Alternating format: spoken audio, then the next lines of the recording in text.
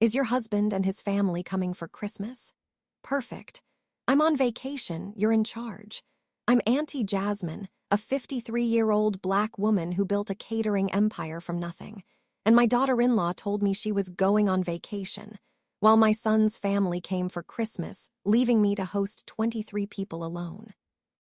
What she didn't know was that I'd already found the group chat where she, my son, and his siblings were planning to sell my house right after the holidays and put me in a nursing home. By Christmas dinner, they were the ones who needed somewhere to live. Let me back up. The morning I found out, I sat at my kitchen table, the same honey oak table where I'd fed my babies, celebrated promotions, mourned my mama's passing, and I couldn't stop my hands from shaking. The November sun cut through my lace curtains, hitting my coffee cup just right, making the liquid shimmer, but I couldn't drink it. My throat felt like someone had their hands around it, squeezing. The house was quiet, too quiet, just the old grandfather clock in the hallway ticking away, marking time like it always did. Tick, tick, tick. Each second felt like an eternity. I looked down at my phone again, at the screenshots I'd taken before my hands started trembling so bad I nearly dropped the damn thing. The messages were still there, still real, still cutting through me like a hot knife through butter. Had I been such a fool? I whispered to the empty kitchen. 32 years. 32 years since I'd held my firstborn son Marcus in my arms and promised him I'd always be there. 28 years since my daughter Shanice came into this world. 25 years since my baby Terrell made our family complete. And this is what it came to. The room started spinning. I gripped the edge of the table, forcing myself to breathe. In, out, in, out. My blood ran cold as I read the messages again, even though I'd already memorized every single word. But I'm getting ahead of myself.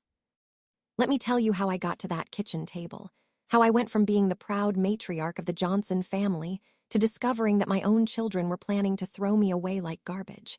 See, I wasn't always the woman who could afford to host Christmas dinner for 23 people.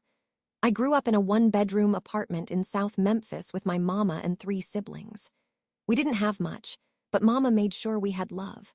She also made sure I knew how to cook, really cook. Not that microwave, boxed-up nonsense. Real food.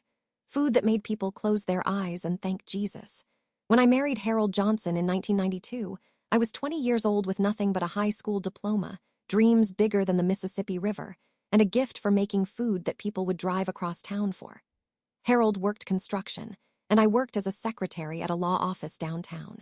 We saved every penny we could. I remembered when Marcus was born in 1993. Harold held him so gently, tears running down his face, and said, "Jasmine, baby, we're gonna give this boy everything we never had." And we did.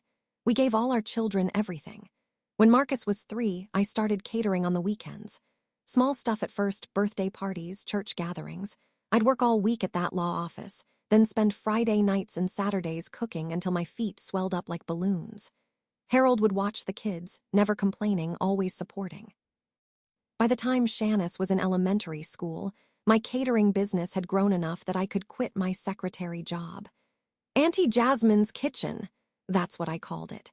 People in the neighborhood had been calling me Auntie Jasmine since I was 18 years old, helping my mama take care of all the neighborhood kids. It just stuck.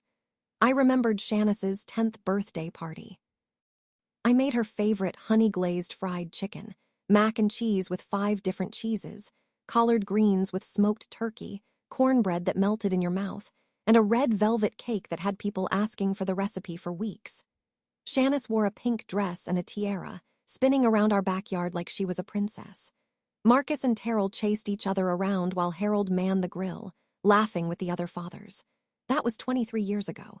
When had everything changed? By 2008, Auntie Jasmine's Kitchen was bringing in 6 figures a year. We bought our house a beautiful 4-bedroom in a nice part of town, with a big kitchen and a backyard perfect for family gatherings. Harold and I worked our tails off, but we were building something. A legacy. When Harold died in 2019 from a heart attack, I thought I'd die too. 47 years old, and suddenly I was a widow. Marcus was 26, married to Keisha for 2 years. Shanice was 25, engaged to David. Terrell was 23, just finishing college. They all gathered around me at the funeral. Marcus held my hand during the eulogy. Shanice sobbed on my shoulder. Terrell read a poem he'd written about his daddy. "We're here for you, Mama," Marcus said, his eyes red from crying. "Always." I believed him. After Harold died, I threw myself into the business even harder. What else was I gonna do? Sit around and feel sorry for myself? No, ma'am. I expanded Auntie Jasmine's kitchen into a full catering company with 5 employees, a commercial kitchen, and contracts with some of the biggest companies in Memphis. I bought the building outright, no mortgage. Cash. The house Harold and I bought, paid off in 2020. No mortgage there either. Just me, living in our dream house, running our dream business, making sure our children and grandchildren knew they came from something strong. Marcus and Keisha had given me 2 grandbabies, Malachi, 7, and Aria, 4. Shanice and David had little David Jr., who was 6. Terrell wasn't married yet, but he was doing well as an accountant. I hosted every holiday. Thanksgiving, Christmas, Easter, birthdays, my house was the gathering place. I cooked, I laughed, I made sure everyone felt loved. How did we get here? Now it all felt like a lie. Let me tell you how I discovered what they were planning.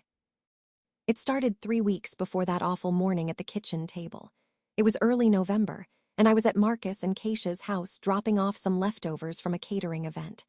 Keisha wasn't home, but Marcus was in his home office, door cracked open. I was about to knock when I heard him on the phone. "I'm telling you, David, we need to move fast. The market's good right now, and that house is worth at least $450K, maybe more." I froze. What house? Yeah, I know, Marcus continued.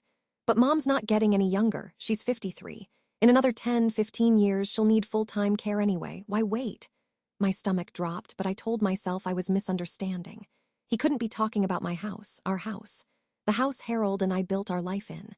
"Shanice is on board," Marcus said. "Terrell's the one we gotta convince, but he'll come around when he sees the numbers." We split it 3 ways, that's $150K each, plus whatever we can get for the business. The building alone is worth $300K. The room started spinning. I grabbed the wall to steady myself. Keisha found this nice assisted living place. It's only $3,500 a month. We can cover that easy with the interest from Mom's share. She doesn't need to know about selling the properties. We'll tell her it's just a temporary move for her health. There must be an explanation, I thought. Marcus wouldn't do this to me, not my baby boy, not the son I'd sacrificed everything for. I backed away quietly, left the leftovers on the porch, and drove home in a daze. That night, I couldn't sleep. I kept replaying the conversation in my head. Maybe I'd misheard. Maybe he was talking about someone else's mother. Maybe my phone buzzed at 2:47 a.m., a text from Shanice. "Hey, Mama. Just wanted to remind you that David and I are going to Cancun for Christmas this year. His parents are paying. Isn't that exciting? But David's parents are still coming to Memphis for the holiday. Would you mind hosting them? And Marcus's family too, of course. I know it's a lot, but you're so good at it. Love you." I read it 3 times. Cancun, at Christmas, leaving me to host her in-laws who I'd met exactly twice. Plus Marcus's family. That was, let me count. David's parents, David's brother and his wife and their 3 kids, Marcus's family of 4, Terrell and me. 16 people. No, wait, the text said, and Marcus's family too, of course. Did that mean Keisha's parents as well, her sister? I texted back. How many people exactly? The response came 20 minutes later. "Oh, probably like 20-25, but you love hosting, and you're amazing at it. It'll be great." 20 to 25 people, while she was in Cancun. On a trip his parents were paying for. Something was wrong. Very wrong. The next morning, I called my best friend Rita. We'd known each other for 30 years since our kids were in preschool together. "Rita, I need to talk to you. Can you come over?" She heard something in my voice because she said, "I'll be there in 20 minutes. Over coffee at my kitchen table, I told her about the phone call I'd overheard, about Shanice's text. Rita's face got darker and darker as I talked. "Jasmine," she said, using my real name because this was serious, "you need to look into this, like really look into it. This sounds like they're setting something up." "Setting what up?" "I don't know, baby, but that conversation about selling your house and putting you in assisted living, while you're healthy and running a successful business, that's not right. That's not right at all." She was right. I knew she was right. "What do I do?" Rita pulled out her phone. "My cousin's son is a private investigator." "Let me call him." That's how I met James Crawford. 28 years old, sharp as a tack, and recommended by Rita's family. We met at a small cafe on the other side of town 2 days later. I slid a folder across the table. I need to know what my children are planning. I overheard my son on the phone talking about selling my house and my business. I need to know if I'm crazy or if something's really going on. James opened the folder. I'd printed out Shanice's texts, written down exactly what I'd heard Marcus say, and included information about my properties and business. "Mrs. Johnson," James said, his voice gentle but professional, "I'll find the truth. Whatever it is, you deserve to know." I left that cafe feeling like I was betraying my own children. What kind of mother hires a private investigator to spy on her own kids? But what kind of kids plot to steal their mother's life's work? The investigation started slow. James set up monitoring on my phone records with my permission. He checked public records for any unusual filings or documents. He did background checks on my children's financial situations. What he found made everything worse. 1 week later, James called me. "Mrs. Johnson, I need you to sit down for this." I was already sitting, but I gripped my kitchen chair harder. "Your son Marcus is in significant debt. He and his wife owe $73,000 in credit card debt, $45,000 in personal loans, and they're 3 months behind on their mortgage." My hand flew to my mouth. "What? Your daughter Shanice and her husband are in better shape, but they've been living well beyond their means. That trip to Cancun, they can't afford it. David's parents aren't paying. They're paying with money they don't have. They've maxed out 2 credit cards already this year. And Terrell seems clean. His finances are in order, but here's where it gets interesting." James paused. "I found a group chat between your 3 children." My blood ran cold. "A group chat?" "Yes, ma'am, I was able to access it through. Well, let's just say I have my methods. Mrs. Johnson, you need to see these messages." He came to my house that night. Sat at my kitchen table, the same table where I sat 3 weeks later when this all came crashing down, and handed me his laptop. The group chat was called Operation Fresh Start. I felt sick as I started reading. "Marcus, guys, we need to do this soon. I'm drowning here. Keisha keeps spending and I can't keep up. If we can get Mom's properties sold by January, we can each walk away with at least $150K. That'll solve everything. Shanice, I know, but how do we convince Mom to sell? She loves that house." Marcus, we don't convince her. We wait until she's not thinking straight, then we move her somewhere for her health. Once she's out of the house, we can sell it. I've already talked to a lawyer. If we get her declared incompetent, we can get power of attorney. I couldn't breathe. I literally couldn't breathe. "Terrell, this doesn't feel right. Mom's not incompetent. She runs a whole business." Marcus, she's 53 years old. How much longer can she realistically run a catering company? "In 10 years, she'll need our help anyway. We're just planning ahead." Shanice, Terrell, think about it. That house is just sitting there with 1 person in it, 4 bedrooms, and the business Mom works herself to death. We'd be doing her a favor by taking that stress away. She can live somewhere nice and relaxing, and we can make sure her legacy isn't wasted. Marcus, exactly. And if we sell now while the market's hot, we maximize the value. It's smart financially. Dad would understand. "Don't you dare bring Harold into this," I thought, tears streaming down my face. "Don't you dare. Terrell, I don't like this. Count me out." Marcus, you're either with us or against us. If you're against us, you get nothing, 0. And you'll watch Shanice and me take care of this family while you sit on your moral high horse. Shanice, Terrell, please, we need you. It'll be so much easier if we're all together on this. And Mom will be fine. Better than fine. She'll be taken care of, no stress, no worries. We're doing this out of love. There was a long pause in the messages. Then, Terrell, fine, I'm in, but I don't like it. My baby, my youngest. They'd pressured him into betraying me too. I scrolled through more messages. They'd been planning this for 6 months. 6 months. They'd researched assisted living facilities. They'd talked to real estate agents about listing my house. They'd consulted with lawyers about how to get power of attorney. They'd even drafted a story about how I was showing signs of memory loss and unable to manage my finances. All lies. Complete lies. The most damning message was from 2 weeks ago. Keisha added to the chat. "Okay, I have an idea for Christmas. Shanice, you and David go on your trip to Cancun. Tell your mom you need her to host David's parents. Make it seem like a big favor she's doing. Then on Christmas Day, we'll all be there, including my parents and my sister's family. We'll make it overwhelming, stressful, get her flustered. I'll record it on my phone. We can use that as evidence that she can't handle hosting anymore, that she's declining mentally." Marcus, asterisk, baby, you're a genius, that's perfect. Shanice, asterisk, OMG, yes. And I'll send her all these texts being super demanding about the menu and the decorations, really pile it on. The more overwhelmed she seems, the better for our case. Marcus, asterisk, let's do this. Christmas is the perfect time. Everyone's there, we can make our case to the family, get them on our side. By New Year's, we move forward with the lawyers. That's when I knew. This wasn't just greed. This was a conspiracy. A calculated plan to steal everything I'd worked for and paint me as a confused old woman who couldn't take care of herself. I was 53 years old. 53. I ran a successful business with 5 employees and hundreds of clients. I had a sharper mind than people half my age, and they were going to try to have me declared incompetent over my dead body. I looked up at James, tears streaming down my face. Can I forward these messages to myself? Already done, he said gently. I've sent everything to your email, screenshots, the full chat history, everything. I also have phone records showing they've been calling each other constantly, probably coordinating this whole thing. And he pulled out another folder. I found the lawyer they consulted. Turns out, he's not very good at keeping client confidentiality. For the right price, he was willing to share copies of the draft documents they prepared. He handed me papers, draft power of attorney documents with my forged signature, a letter to my business clients explaining that due to health concerns, my children would be taking over Auntie Jasmine's kitchen, documents to sell my house. My hands were trembling so badly I could barely hold the papers. They weren't just going to take everything, I whispered.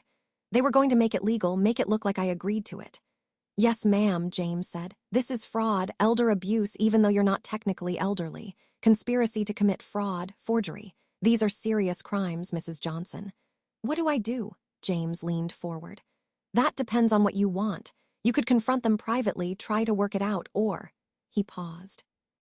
Or you could make sure they face consequences for what they were planning to do to you. I thought about Harold, about the years we struggled and saved, about building this life from nothing, about every sacrifice I made for these children who were now plotting to throw me away. I want them to face consequences, I said, my voice steady for the first time in days. I want everyone to know what they tried to do, James nodded. Then here's what we're going to do. Over the next 2 weeks, we planned everything meticulously. First, James connected me with Elizabeth Chen, an attorney who specialized in elder law and fraud cases. Elizabeth was a tiny woman, barely 5 feet tall, but she had the presence of someone much larger. When I showed her the evidence, her eyes went cold. Mrs. Johnson, she said, what your children are planning is not just morally reprehensible. It's criminal. With your permission, I'd like to loop in the district attorney's office. Do whatever you need to do, I told her. Elizabeth worked fast. She met with the DA, showed them everything. They were interested, very interested, but they needed more evidence. They needed to catch my children actually attempting to commit the fraud. Let them think they're getting away with it, the DA told me in a meeting at Elizabeth's office. Let Christmas happen, we'll have officers nearby. When they make their move, we move. It was risky. It meant pretending everything was fine for 2 more weeks. It meant playing along with their scheme, letting them think I was the stupid, trusting mother they clearly thought I was. I could do that. I'd been acting like everything was fine for weeks already. What was 2 more weeks? But I wasn't going into this without backup. I called Terrell first, my baby boy, the one they'd pressured into joining their plot. Terrell, baby, I need to talk to you. Come by the house tomorrow. Come alone. He arrived the next evening looking nervous. Good. He should be nervous. I sat him down at the kitchen table and slid my phone across to him, showing him screenshots of the group chat. The color drained from his face. Mama, I said, my voice harder than I'd ever used with him. Don't you dare make excuses. You knew what they were planning and you went along with it. Mama, I tried to say no, not hard enough. My voice cracked. Terrell, I am 53 years old. I am healthy. I run a successful business. I own my home and my commercial property outright. And you were going to help your brother and sister have me declared incompetent so you could steal everything your father and I built.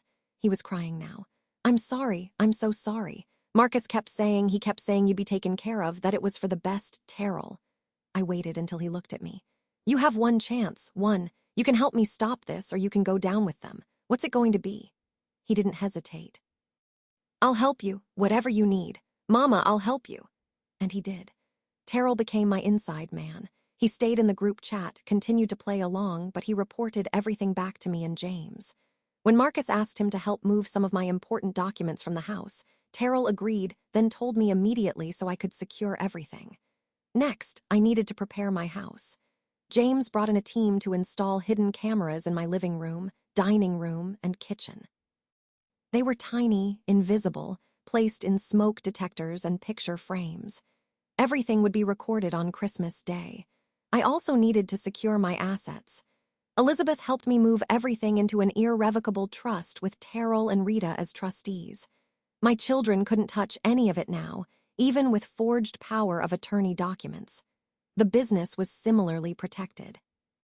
I signed papers at Elizabeth's office, making it crystal clear that I was of sound mind and that no one had my permission to manage my affairs.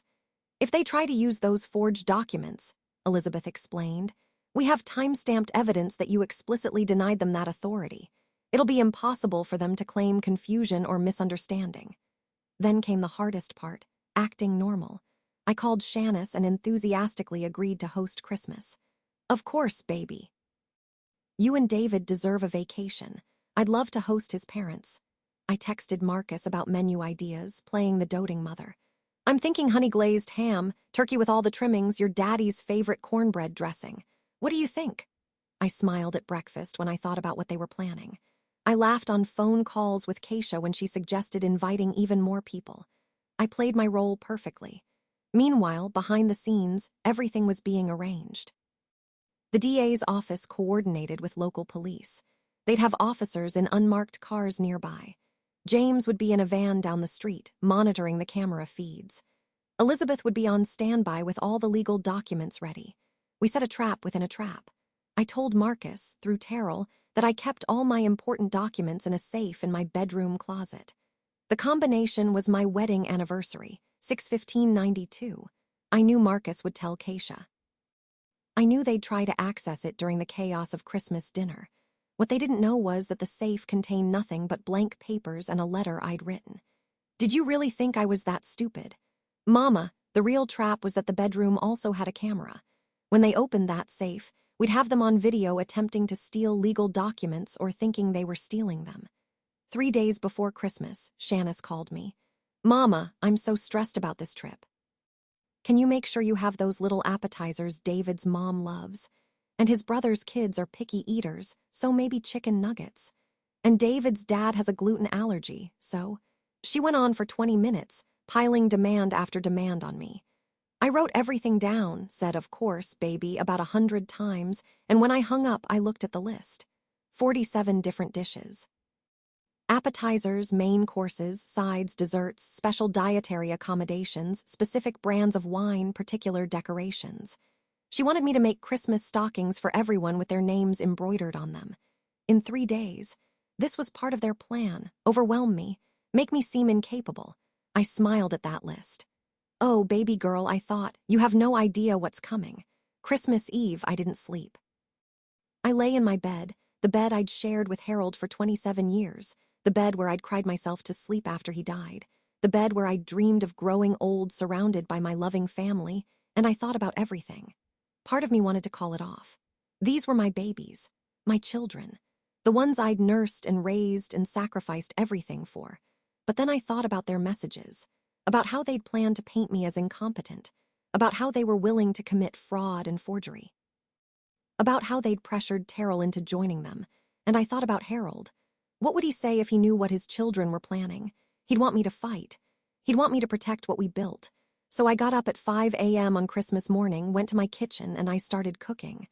I made everything on Shanice's ridiculous list. Every single thing. By the time people started arriving at noon, my house looked like something out of a magazine.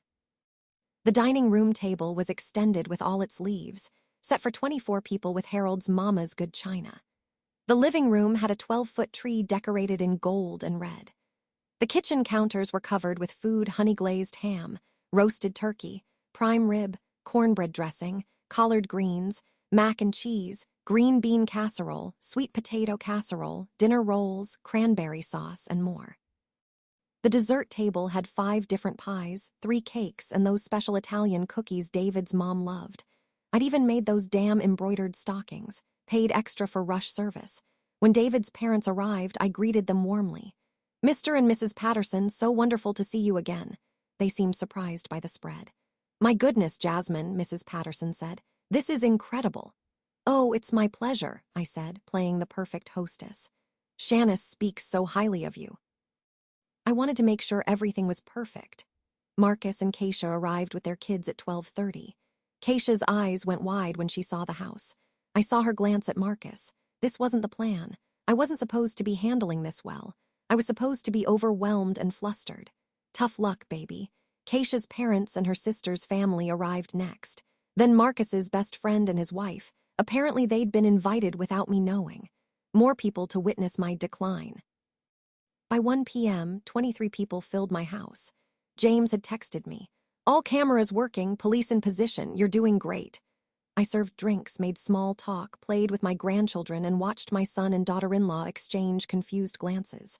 Terrell arrived last, giving me a tight hug and whispering, "You got this, Mama." We sat down for dinner at 2 p.m. I said grace, thanking God for family and blessings and the year ahead. I felt Marcus staring at me. Dinner went smoothly, too smoothly for their plan. People complimented the food, the kids behaved. David's parents told stories about their vacation cruise. Keisha's dad talked about his new boat. I watched Marcus get more and more agitated. Finally, around 3:30, as people were starting on dessert, he stood up. "Everyone, can I have your attention?" The room went quiet. This was it. "I want to say something about my mother," Marcus began. "Mom, you've done so much for this family. You've worked so hard, you've given us everything." People nodded, smiling. They thought this was going to be a sweet tribute. "But Keisha and I and Shanice and David, we've been worried about you." My blood ran cold, but I kept my face neutral. "You're not getting any younger, and running that business, maintaining this big house, it's a lot of stress. We've been thinking that maybe it's time for you to slow down. Enjoy your golden years." "Marcus," I said softly, "what are you talking about?" Keisha jumped in. "Auntie Jasmine, we love you so much. We just want what's best for you. We found this beautiful assisted living community." "Assisted living?" Mrs. Patterson interrupted. "But Jasmine seems perfectly healthy." "Oh, she does, Keisha said quickly. "But we've noticed some things, memory issues, confusion. Today is actually a perfect example. We asked her to host a simple family dinner, and look at all this." She gestured at the elaborate spread. It's too much. It shows she can't properly assess what's reasonable anymore." I stared at her. The audacity. "We're worried," Marcus continued, "that she's going to work herself into the ground. So Shanice, Terrell, and I have been talking, and we think the best thing is for Mom to move somewhere she can be taken care of. Somewhere without the stress of this house and the business." "And we'd sell the house?" I asked quietly. "Well, yes," Marcus said. "You don't need all this space, Mom. The business, we can manage that for you, take that burden off your shoulders." "I see," I said. "And the money from selling my house and my business, where does that go?" "To take care of you, of course." Shanice had appeared in the doorway. When had she gotten here? They'd said she was in Cancun. Terrell caught my eye. He'd known she was coming. She'd flown back early to be part of this ambush. "Shanice," I said, "I thought you were in Mexico." "Change of plans," she said brightly. "I couldn't miss Christmas with my mama. Especially such an important Christmas." She sat down next to Marcus, presenting a united front. "So," I said slowly, "you want me to sell my house, sell my business, move into assisted living, and let you three manage my money?" "We'd be doing it out of love," Shanice said. "You've taken care of us our whole lives. Let us take care of you now." The room was silent. David's parents looked uncomfortable. Keisha's family seemed confused. My grandchildren were watching their parents with wide eyes. "That's very thoughtful," I said, "but I'm afraid I have to decline." "Mama," Marcus started. "I'm 53 years old," I continued, my voice growing stronger. "I run a successful business with over 200 active clients. I own my home and my commercial property outright. I have no debt, excellent health, and a sound mind. Why on earth would I move into assisted living?" "Because you need help," Keisha insisted. "We've seen the signs." "What signs?" I asked. "Please enlighten me." "Tell everyone here what signs you've seen." Keisha looked at Marcus. Marcus looked at Shanice. "The forgetfulness," Shanice finally said. "You've been forgetting things." "Like what?" Like that time you forgot about Malachi's soccer game." "I didn't forget," I said calmly. "I had a catering event for 300 people. I told you 2 weeks in advance I couldn't make it. I sent a gift and called him after to hear about the game." You've been stressed, Marcus tried. Working too much. Making mistakes. Name one mistake, I challenged. He couldn't. I reached under my chair and pulled out a folder. Elizabeth had prepared this for me, copies of the group chat, the forged documents, everything. But I decided to try one more time. Give them one chance to come clean. Is there something you want to tell me? I asked. Any reason you're really pushing this assisted living idea? They looked at each other. Some kind of silent communication passing between them. Then Shanna said, "We have power of attorney documents. You signed them last month, you just don't remember." The room gasped. I signed documents, I asked, keeping my voice level. Yes, Marcus said, suddenly confident. You said you wanted to make sure we could help you if anything happened. It's all legal. We have a lawyer. Interesting, I said, because I've never signed such documents and I'd love to see them. Marcus pulled out a folder. Right here, your signature and everything. He slid papers across the table. I looked at them. There was my signature, all right, or someone's attempt at it. These are forged, I said clearly. I never signed these documents. Mama, you did. You're just confused. I'm not confused. My voice cut through the room like a knife. I know exactly what's happening. You're trying to steal everything your father and I built. You're trying to have me declared incompetent so you can sell my house and my business and put me away somewhere convenient. That's not. Shanna started. I opened my folder and pulled out the screenshots. Then explain this. Explain the group chat called Operation Fresh Start where you three have been planning this for 6 months. I started reading aloud. Every message, every detail of their plan. The room got quieter and quieter. David's parents looked horrified. Keisha's family was staring at her in shock. Mama, let me explain, Marcus said desperately. Explain what? I demanded. Explain how you called me incompetent behind my back. Explain how you planned to forge documents. Explain how you were going to record me today, hoping I'd be overwhelmed so you could use it as evidence. I turned to Keisha. And you brought your whole family here to witness what you thought would be my decline. How does it feel to know they're witnessing your fraud instead? Keisha's face was bright red. We weren't trying to hurt you, Shanna said, tears streaming down her face. You needed my money, I finished. You needed it because you've been living beyond your means, making bad choices, and instead of asking for help, you decided to steal from me, to paint me as incompetent, to throw me away. It wasn't like that, Marcus shouted, standing up. You don't understand how hard it's been, the bills, the expenses, so you thought you'd solve your money problems by taking mine. I shook my head. You forgot one thing. I'm not some confused old lady. I'm Auntie Jasmine. I built a business from nothing. I raised 3 children while working 2 jobs. I survived losing my husband and came back stronger. Did you really think I wouldn't figure out what you were doing? The doorbell rang. That'll be the police, I said calmly. The color drained from Marcus's face. The police? Yes, because what you did, the forged documents, the conspiracy to commit fraud, elder abuse, it's all very illegal. Terrell got up and opened the door. 2 police officers walked in, followed by Elizabeth and a man in a suit I recognized as the district attorney. Marcus Johnson, Shanice Williams, Keisha Johnson, the officer said. You're under arrest for conspiracy to commit fraud, attempted forgery, and elder abuse. The room erupted. David's parents jumped up. Keisha's sister screamed. The kids started crying. This is ridiculous, Keisha shouted as the officer read her rights. She's making this up. We have everything on video, Elizabeth said calmly, holding up her phone. The cameras in this house recorded everything. Your statements about the forged documents, your attempts to paint Mrs. Johnson as incompetent, all of it. Mama, please, Shanice begged as the officer handcuffed her. Please don't do this. We're your children. You stopped being my children when you decided to steal my life, I said, my voice breaking despite myself. You made your choice. Now live with it. Marcus looked at Terrell. You knew you were in on this. I was in on stopping you, Terrell said quietly. Mama gave me a chance to do the right thing. I took it. As they led my son and daughter out in handcuffs, Marcus turned to me one last time. You're going to regret this. The only thing I regret, I said, is not seeing who you really were sooner. Keisha went quietly, crying. She looked back at her children who were sobbing in their grandfather's arms. After they were gone, the house fell silent except for the crying of confused grandchildren. David's parents approached me. Mrs. Johnson, we had no idea. I know, I said wearily. Thank you for coming. I'm sorry you had to witness this. Don't apologize, Mr. Patterson said firmly. What they tried to do to you, it's unconscionable. You did the right thing. People started leaving after that. What else could they do? Christmas dinner was over, replaced by arrests and betrayal. Keisha's parents took their grandchildren home. David came rushing over from the airport. Apparently, Shanice had told him she was flying back early to surprise me, not that she was planning an intervention to declare me incompetent. He was furious when he found out the truth. By 6 p.m., only Terrell, Rita, and Elizabeth remained. "What happens now?" I asked Elizabeth. "They'll be arraigned after the holiday. Based on the evidence, I expect they'll be offered plea deals. Probation, restitution, community service.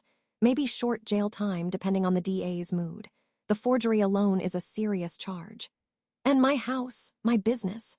Completely secure. The trust documents ensure no one can touch any of it without your explicit permission. Even if they had somehow succeeded in getting power of attorney, it wouldn't matter. You'll get a court order blocking them from any access to your assets." I nodded numbly. After Elizabeth left, Rita made me tea and we sat at the kitchen table. "I still can't believe they did this," I whispered. "I know, baby, I know. They're my children, Rita. I would have given them anything if they'd just asked. If Marcus needed money, if Shanice needed help, I would have helped them. But that wasn't enough for them," Rita said gently. "They wanted it all." She was right. They didn't just want help. They wanted control. They wanted to take everything Harold, and I had built and split it between them while I sat in some assisted living facility, probably confused about why my children never visited. The next morning, the story was all over the local news. Local family arrested for attempted elder fraud on Christmas Day. The video of them being led out in handcuffs went viral on social media. My phone blew up. Cousins, friends, clients, people from church, everyone wanted to know if it was real. "Is it true?" my cousin Patricia asked when she called. "Did Marcus and Shanice really try to steal your house?" "It's true," I said tiredly. "Lord have mercy. Jasmine, I am so sorry." The next few weeks were a blur of legal proceedings. Marcus, Shanice, and Keisha were each charged with multiple felonies. The evidence was overwhelming: the group chat, the forged documents, the video of their Christmas Day performance. Their lawyers tried to negotiate. They offered to apologize, to pay restitution, to do anything to make it go away. "What does your heart tell you to do?" Elizabeth asked me. "My heart is broken," I said honestly. "But my head knows they need to face consequences. If I let this go, what message does that send? That you can try to destroy your mother and get away with it." So I didn't let it go. Marcus pleaded guilty to conspiracy to commit fraud and attempted forgery. He got 18 months in prison, 3 years probation after release, and was ordered to pay $50,000 in restitution to me for legal fees and damages. Shanice pleaded guilty to similar charges. She got 12 months in prison, 3 years probation, and $35,000 in restitution. Keisha pleaded guilty to conspiracy and got 1 year in prison, 2 years probation, and $25,000 in restitution. Their defense lawyers tried to paint me as vindictive and cruel. One actually said in court, "Mrs. Johnson is punishing her children for what amounts to a family disagreement." I stood up in that courtroom and looked at the judge. "Your Honor, this wasn't a disagreement. This was a coordinated plan to steal everything I own, forge legal documents with my signature, and have me declared mentally incompetent so they could lock me away and spend my money. If they'd succeeded, I'd be in an assisted living facility right now, confused about why my children abandoned me, while they sold my house and my business, everything my late husband and I built together. That's not a family disagreement. That's fraud. That's elder abuse. And if we don't hold them accountable, what's to stop them from trying again when they get out?" The judge agreed. David divorced Shanice while she was in prison. He got custody of David Jr., saying he wouldn't let his son grow up thinking this behavior was acceptable. Keisha's parents took custody of Malachi and Arya. Keisha's father called me once to apologize for his daughter's role in it all. "Mrs. Johnson, I raised her better than this. I don't know what happened." "Greed happened," I said simply. "It makes people do terrible things." As for Terrell, he moved into my house with me for a while. We needed each other. He was racked with guilt for going along with the plan initially, even though he'd ultimately helped me stop it. "Mama, I almost helped them destroy you," he said one night, crying at the kitchen table. "But you didn't," I reminded him. "When I gave you the choice, you chose right. That's what matters." He nodded, but I knew he'd carry that guilt for a long time. That first year after Christmas was hard. I had to testify at hearings. I had to explain over and over what my children had tried to do. I had to field calls from judgmental relatives who thought I should just forgive and forget. "They're your children," my Aunt Marie said. "You can't just throw them away." "They tried to throw me away first," I reminded her. "And I didn't throw them away, I held them accountable for breaking the law." Some people understood. Others didn't. I lost friends over it. People who thought I should have handled it privately, who thought I was being vindictive by pressing charges. But I also found out who my real friends were. Rita, of course. My cousin Patricia. Women from my church who had seen too many elders abused by their own families and were proud I'd stood up for myself. And my business. It thrived. Turns out, people respected a woman who wouldn't let anyone, not even her own children, steal what she'd built.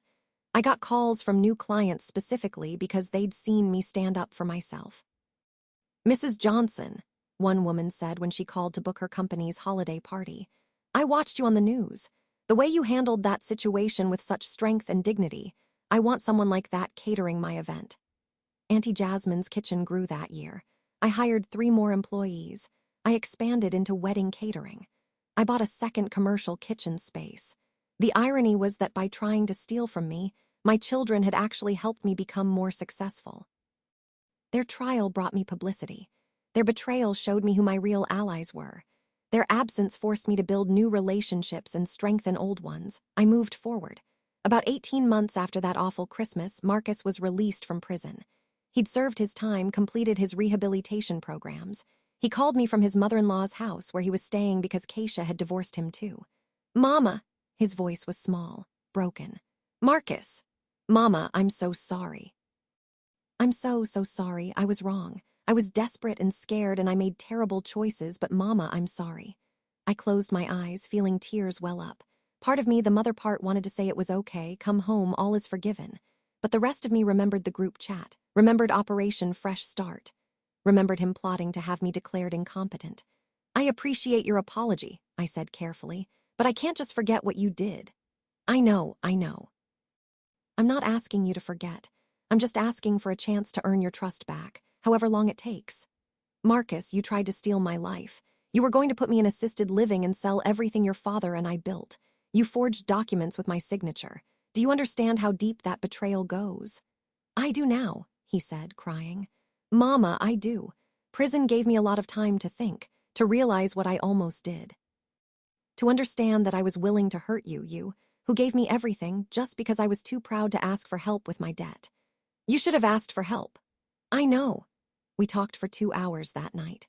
He told me about prison, about the counseling he'd received, about losing his wife and his house and his job. He told me about the other inmates who'd been locked up for hurting their own parents and how he realized he'd almost become one of them. "I'm going to spend the rest of my life making this right," he said. "I don't know how, but I will." "Actions," I told him, "not words. If you want back in my life, you show me through actions." And slowly, very slowly, he did. He got a job working construction, just like his father. He paid his restitution on time every month. He started going to therapy for his spending issues and his marriage. He wrote letters to his kids, even though Keisha's parents screened them all first. He didn't ask for money.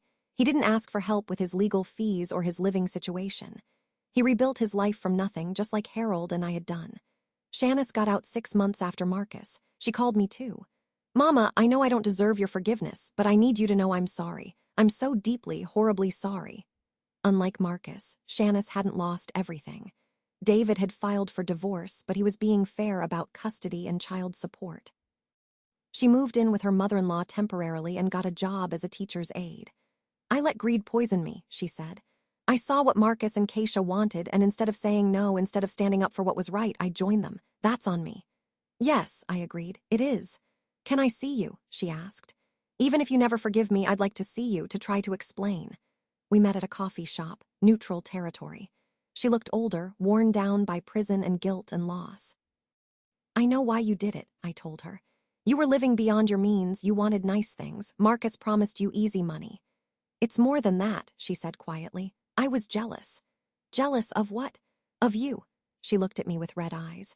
You have this amazing business, this beautiful house. Everyone loves you. You're Auntie Jasmine, the strong matriarch who has everything figured out, and I'm just Shanice. I work a regular job. I live in a regular house. David's parents paid for our vacation because we couldn't afford it ourselves. I felt like I'd never measure up to you. My heart broke a little. Baby, you didn't need to measure up to me. You just needed to be you. I know that now, she said. Prison gave me a lot of time to think about what's important, about how I almost destroyed my family because I couldn't be happy with what I had. We talked for hours. Unlike Marcus, Shanice admitted that her jealousy had been festering for years. She'd resented my success while she struggled. She'd resented that I'd built something from nothing while she felt stuck in a dead-end job. But that's not your fault, she said. That's my issue, my insecurity, and I let Marcus exploit that to get me to go along with his plan. Do you understand why I pressed charges? I asked. Yes, she said without hesitation. Because what we did was criminal, it was evil, and you couldn't just let it go because we're your children.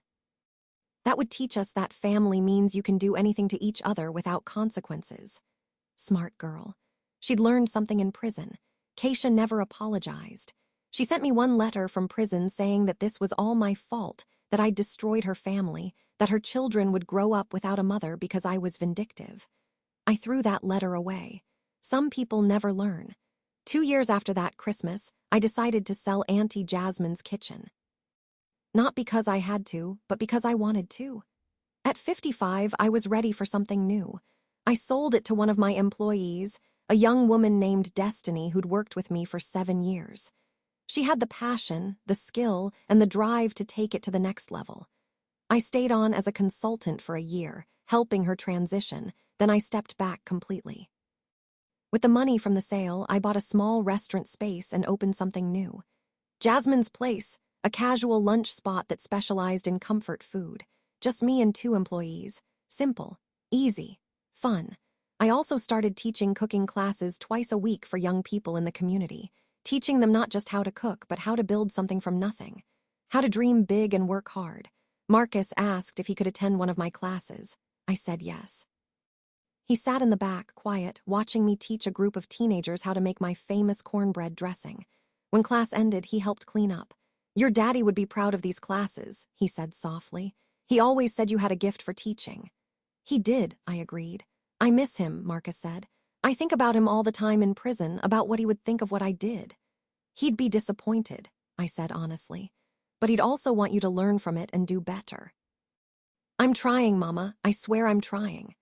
I looked at my son, my firstborn, the baby I'd held and loved and sacrificed for, and I saw genuine remorse, genuine change.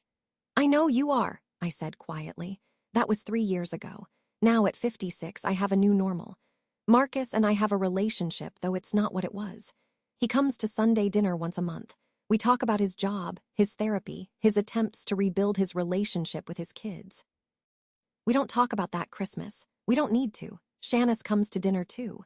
She's remarried a good man who knows about her past and loves her anyway. She's still teaching and working on her own issues. We're cordial. We're working towards something more, but it takes time. Terrell is the one I'm closest to now. He never betrayed me, and he helped me when I needed it most.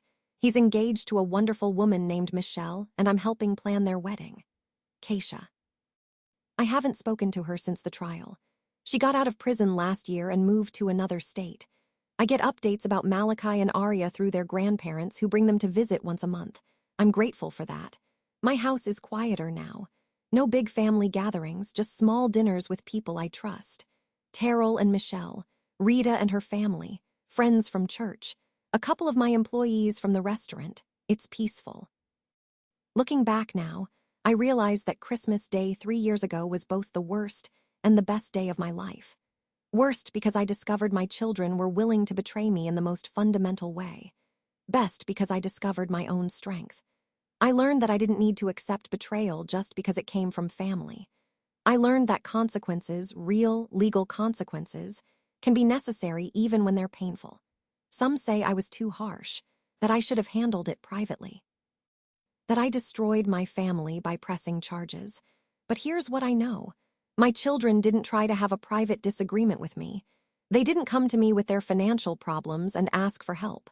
They plotted in secret for 6 months to steal everything I owned. They forged legal documents. They planned to have me declared mentally incompetent. They were going to put me in assisted living and split up my life's work like it was some inheritance they were entitled to while I was still alive and healthy. That's not a family disagreement. That's a crime. And if I'd let it go, if I'd swept it under the rug because that's what families do, what would I have taught them? What would I have taught Terrell? What message would I have sent to other elderly people being abused by their own children? I would have said that family can do anything to you and you just have to take it. No, I'm Auntie Jasmine. I built a business from nothing. I survived poverty, raised 3 children, lost my husband, and came back stronger every time. I'm not going to spend the last decades of my life letting anyone family or not steal what I've earned. So yes, I pressed charges. Yes, I testified against my own children. Yes, I sent them to prison. And I'd do it again. Because protecting yourself isn't vindictive. Standing up against fraud isn't cruel. Demanding accountability isn't being heartless. It's survival. It's justice. It's refusing to be a victim just because the people hurting you share your DNA. My advice to anyone reading this: pay attention. Watch for the signs. Trust your instincts when something feels wrong. And if you discover that someone, even someone you love, is planning to betray you, protect yourself first. Family is important. But so are you. And if your family tries to destroy you, well, sometimes you have to let them face the consequences of their choices. As for me, I'm thriving. My restaurant is doing well. My cooking classes are full every week. I have people in my life who love and respect me. I sleep well at night knowing I stood up for myself. And every Christmas, I host a small dinner for the people who stood by me: Terrell and Michelle, Rita and her family, a few friends from church. We eat good food, laugh, share stories, and count our blessings. No one tries to have me declared incompetent anymore. And that, honey, is exactly how it should be.